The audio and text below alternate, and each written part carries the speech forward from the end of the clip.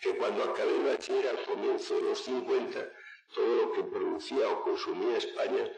es lo que hace 10 años, ya hoy las cifras eran aún más significativas, pues consumían los 3 primeros clientes. Y cuando terminé mis estudios en la Escuela de Ingenieros Industriales, pues resulta que todo lo que producía y consumía España es lo que hace 10 o 12 años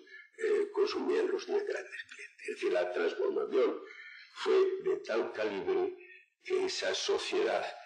así cambiada permitió que se fuera al cambio político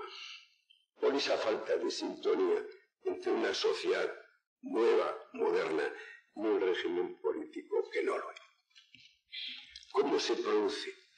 Pues ya que se nos convoca bajo el título de liderazgo, se produce por ese cambio social profundo, pero se produce también por la existencia de líderes con nombres y apellidos, los voy a referir, ciertamente irrepetibles. Es cierto que los grandes momentos políticos y también empresariales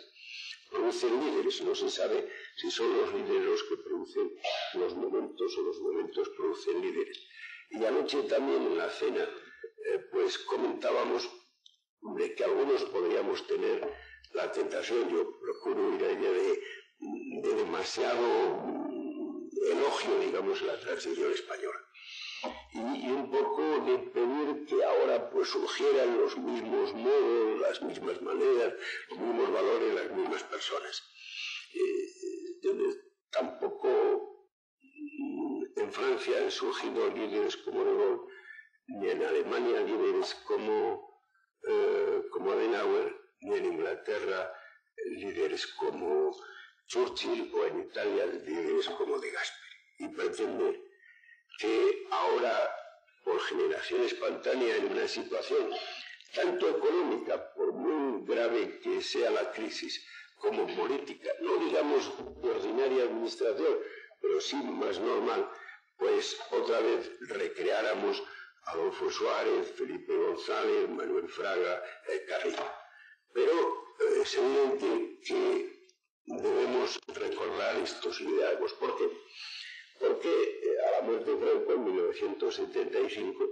pues se producen dos alineaciones, unas procedentes del régimen anterior, dos procedentes del antifranquismo. En las dos, digamos, donde yo podría estar situado, son Adolfo Suárez, Manuel Fraga. En las dos de la izquierda son Felipe González, Santiago Carrillo. A dos de ellos les toca además la responsabilidad de gobernar. Adolfo Suárez, Felipe González. Y a dos les toca un papel histórico no menor, menos significativo, no escribe en el boletín oficial del Estado, pero es evidente que Manuel Fraga juega, aparte que luego gobernó en Galicia, pero juega el oficio de la parte más resistente del régimen anterior, llevarla a la democracia de la Constitución. Y a Santiago Carrillo, a veces los comunistas yo creo que se equivocan, no hay que ignorar ni muchísimo menos el papel que Santiago Carrillo y los comunistas es esencial jugaron en la transición española. Se equivocan de nosotros que estuvimos siempre en la democracia. No, como nos pasa a los reformistas del franquismo, no siempre estuvimos en la democracia, ellos siempre estuvieron en el antifranquismo. Pero lo cierto es que Santiago Carrillo llega también a esa porción tan importante, sobre todo entonces el Partido por Antonomasia, el Partido Comunista, lo trae de los planteamientos inicialmente estalinistas al llamado eurocomunismo y con posterioridad lo trae a la democracia de la Constitución y a la monarquía constitucional. En el caso concreto de Felipe González y de Adolfo Suárez, resulta además que cumplen un oficio que en parte se empieza a entender en toda su dimensión ahora, porque en aquel entonces los dos, y quizá responsabilidades en el régimen anterior, tres cuatro militares de alta graduación habían hecho la guerra civil, por tanto no solamente tenían esa responsabilidad, y tres de ellos, Adolfo Suárez, su sucesor en la Secretaría del Movimiento, y yo mismo, no solo las habíamos tenido, sino que las habíamos tenido muy en instituciones muy representativas de aquel sistema. Bueno, pues aquel gobierno es el gobierno cuya etapa se legalizan los partidos políticos, se consagra el pluralismo sindical, las libertades sin constitución ya forman parte no solo de la realidad, sino del cuerpo jurídico español, en virtud de la que suscribimos los convenios internacionales de las libertades públicas, comenzando por la Declaración Universal de los Derechos Humanos, y sobre todo se produce una cosa singularísima, no solo tras los 40 años del régimen de Franco, sino que se produce tras quizá 200 años de la historia española, que en un momento dado no hay un solo preso político en las cárceles españolas y no hay un solo exiliado político fuera de España. Claro, que eso lo haga ese gobierno, esa composición y esa persona, pues lógicamente, con las comillas necesarias, que constituyen parte traidor a lo suyo, a sus propios orígenes. Pero es que ya se empieza a gestar que un gobierno,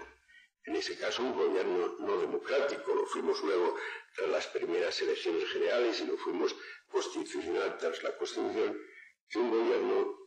es elegido por algunos, por la mayoría, pero sin embargo tiene obligación de gobernar para todos, sobre todo en los temas fundamentales. Pero eso mismo, de alguna manera, ocurre en los gobiernos socialistas de Felipe González, es decir, el cual, entre otras cosas, todos los gobiernos, entre otras cosas, dejan de ser gobiernos y le retiran la confianza a todos porque algunas cosas que dejan no son especialmente buenas, porque si todo fuera bueno, no hay cambio. El país normalmente está continuamente para nosotros, en parte por responsabilidad nuestra, en parte por herencia, dejamos una situación económica nada buena. Y es la autoridad moral de un gobierno socialista que en algún momento colisiona, y no poco, con el propio sindicato socialista,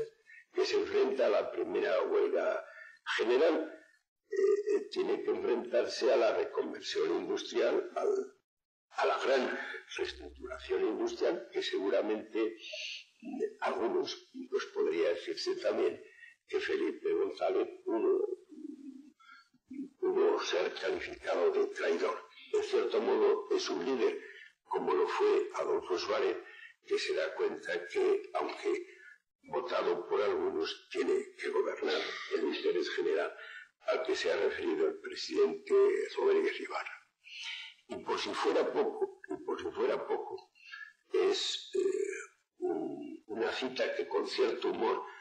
vamos, con cierta intención, pero de humor, pero muy seriamente, yo cuando la cuento digo que es una declaración de la Conferencia Episcopal Española, presidida por el cardenal Tarancón,